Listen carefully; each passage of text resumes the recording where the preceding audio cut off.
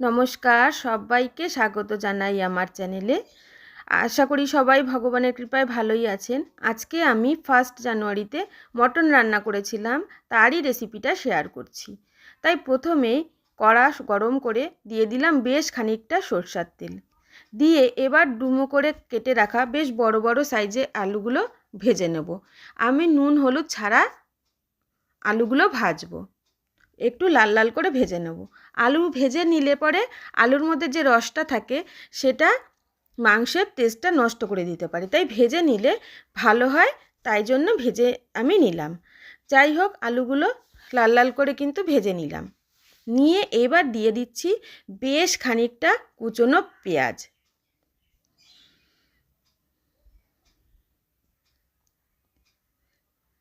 আমি প্রায় 2 কেজি মতন মাংস রান্না করছি। এখানে প্রায় 350-400 গ্রামের মতন পেঁয়াজ কিন্তু আমি দিয়েছি।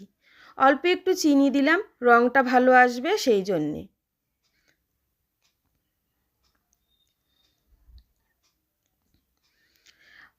পেঁয়াজটা নরম হয়ে গেলে এবার আমি একটা মিক্সির জারে আদা রসুন শুকনো লঙ্কার পেস্ট করে রেখেছিলাম, সেটাই দিয়ে দিলাম।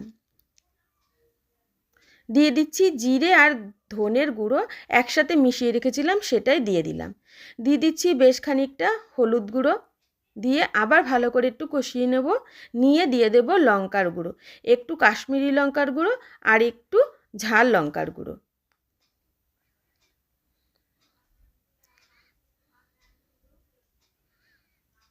খাসির মাংস একটু ঝাল ঝাল হলে ভালো লাগে, তাই জন্যই একটু লঙ্কার গুঁড়োটা একটু বেশিই দিলাম। যদি বাচ্চারা খায় তাহলে একটু কম দিতে পারেন। আমাদের বাড়িতে ছোট সেরকম বাচ্চা নেই, তাই জন্য একটু ঝাল ঝাল ভালো লাগে তাই দিলাম। দিয়ে দিলাম বেশ খানিকটা ফ্যাটানো টক দই। দইটা সবসময় ফেটিয়ে দেওয়ারই চেষ্টা করবেন, নয়তো কেটে যেতে পারে। আর দিয়ে দিলাম কয়েকটা তেজপাতা। আমি গরম তেলের মধ্যে তেজপাতাটা দেই না, আমি সবসময় পরেই তেজপাতাটা দেওয়ার চেষ্টা করি, তাহলে মনে হয় আমার কাছে টেস্টটা বেশ ভালো আসে।